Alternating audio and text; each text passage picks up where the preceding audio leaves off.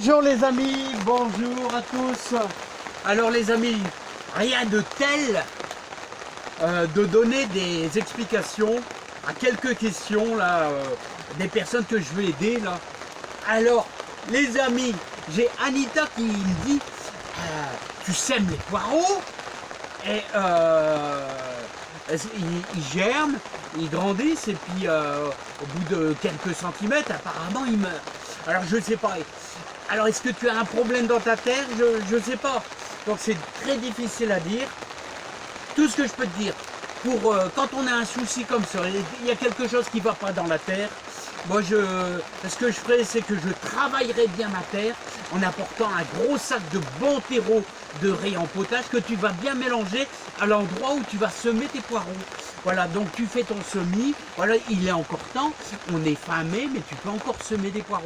Et normalement, en alliant, en ajoutant ce bon sac de terreau, tu vas modifier un peu la structure de ta terre, il y a quelque chose qui ne va pas. Et n'oublie pas, le poireau est assez gourmand en eau, tout au moins pour le lancer. Une fois qu'il est lancé, c'est bon. Hein. Bon, moi je l'arrose avec un petit peu de caca de poule, donc ça devrait le faire, Hein. Voilà, il ne faut pas non plus trop enrichir. Ensuite, à notre ami, alors planter les poireaux au crottin de cheval frais. Alors ça, j'ai jamais fait. Le crottin de cheval frais, il va délivrer beaucoup d'azote, il est très fort, il est très puissant.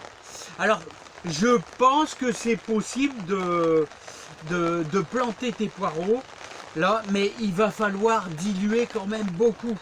Parce que méfie-toi, le crottin de cheval frais, c'est un peu comme les fientes de poule et de pigeon, c'est que c'est du concentré. Hein. Donc moi je serais toi, je diluerai quand même pas mal. Hein, et méfie-toi, hein, c'est un petit peu limite là, hein, parce que c'est trop fort, c'est fort. Les fientes de poule c'est pareil, mais je pense que ça peut marcher, hein, donc de planter tes poireaux chauds avec un peu de crottin de cheval frais bien dilué dans l'eau, voilà. Hein. Alors Patricia qui me demande les pieds de tomates avec des bâtons, bah ouais, ici tu vois c'est des ficelles. C'est des ficelles, mais à l'extérieur, c'est bien sûr des bâtons de 2 mètres, des bouts de bois de 2 mètres, voire ouais, quasiment ça, ouais, jusqu'ici, 2 mètres de haut. Je l'enterre quand même pas mal, de plus de 50 cm, parce qu'avec les coups de vent, hein, il faut au moins l'enterrer de 50 cm. Et puis, moi, je termine avec la baramine, tu vois, une baramine, voilà, pour bien l'enfoncer en profondeur. Joël qui me disait, bon, t'envisages de mettre une serre. Bah, c'est génial ça, c'est génial. Il est plus que temps, tu pourras mettre tes pieds de tomates dedans. Hein. Comment maintenir ta serre? Bah, c'est la serre, tout ce qui est arceau, c'est maintenu par la bâche. La bâche, tu la glisses de chaque côté. Il va falloir faire une tranchée là dans la descente de ta bâche. Une tranchée, et tu vas enterrer ta bâche d'au moins 50 cm. Ouais, 50 cm de profondeur. Et de chaque côté, tu la fais ressortir et tu mets toute ta terre sur ta bâche. Autrement dit, c'est ta bâche qui va tenir ta serre. Essaye de la faire abriter si tu as quelques arbres à quelques mètres, mais pas forcément tout près. Hein. Et évite de mettre ta serre si tu as des petits sapins. Voilà, parce qu'ils vont venir.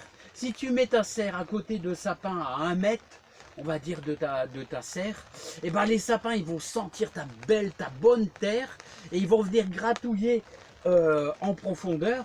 Et si tu mets du fumier, tout ça, tu vas alimenter tes sapins, mais tu vas, je veux dire, la terre va s'affaiblir parce que les sapins ça bouffe et hein, tout ce qui est tuyau ça bouffe énormément.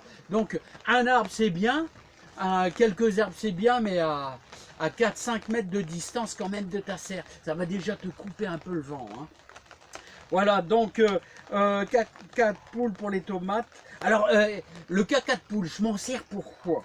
Et je m'en sers surtout pour les tomates, alimenter les tomates une fois par semaine.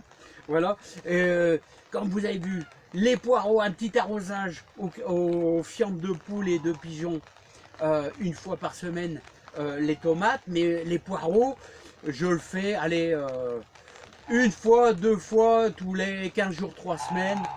Tous les 15 jours, 3 semaines, pas trop quand même. Les céleris je l'ai fait l'année passée aussi. Ça donne un plus, mais n'oubliez pas que il faut mettre énormément fumier de cheval bien pourri quand on les plante. Et si le moment on est fin mai, vous avez à partir des 5 glaces, c'est-à-dire à partir du 15 mai, vous pouvez mettre vos céleri boules, vous les espacez bien d'un bon 60 cm et fumier de cheval, voilà. Alors on est fin mai, on peut mettre quoi? Bah, vous avez vu, j'ai ressemé une ligne d'haricots verts, voilà.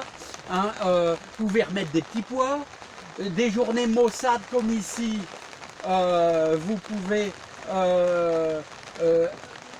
repiquer de la salade et n'oubliez pas mercredi, c'est-à-dire on est mardi, je crois que c'est le je sais plus quelle date les amis, enfin mercredi, c'est-à-dire demain, la lune est super favorable pour semer de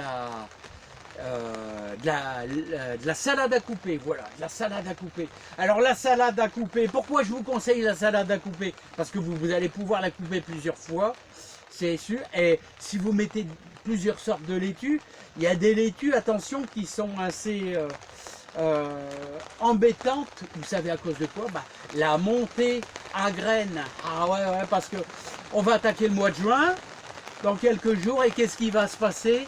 Eh bien, on aura les fortes chaleurs. Donc, la salade à couper. Et n'oubliez pas, les salades, il faut bien les arroser.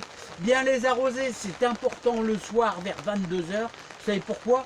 Eh bien, parce que, justement, une salade qui souffre, eh bien, tout de suite, elle va sentir. Et elle va se dire, il faut que je fasse la graine pour survivre. Alors, il faut bien l'arroser. Les salades doivent être bien arrosées l'été. Parce qu'autrement ça craint les amis, ça craint, ça va monter en graines. Hein.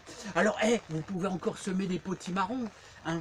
Et d'ailleurs j'en ai fait les amis, je vous les fais voir ici, bon il y a quelques jours. Voilà, les potimarrons là, regardez. Alors il y en a déjà qui sont plantés, qui sont déjà grands comme ça, mais il y a encore temps de le faire. D'ailleurs ça je vais le sortir dehors. Là, hein. Allez les amis, j'ai essayé de répondre à quelques questions, là à tout. Bon bah bonne tomate à tous, vous avez vu ici tout va bien, et début juin, qu'est-ce que je vais faire les amis? Eh ben, on va récolter les premières pommes de terre nouvelles Jeannette là les amis. Allez, ouais, et n'oubliez pas à l'étouffer, bouture de thym. Tout le mois de mai, allez début juin aussi on peut le faire aussi à l'étouffer. Alors vous pouvez retrouver les anciennes vidéos comment j'ai fait. Bouture à l'étouffée, de thym et fin RC. Vous allez me retrouver si ça vous dit, les amis. Je vous dis à bientôt, plein de plaisir, plein de joie. Et vous pouvez faire la même chose avec le romarin aussi. Allez, bye bye. Bon, j'essaie de répondre un peu à plein de questions. Et on va se quitter sur quoi? Sur une belle tomate. Une belle tomate, regardez. Oh, je sais plus, on est le quoi, 23, 24 mais je ne sais plus, les amis. Allez, bye bye.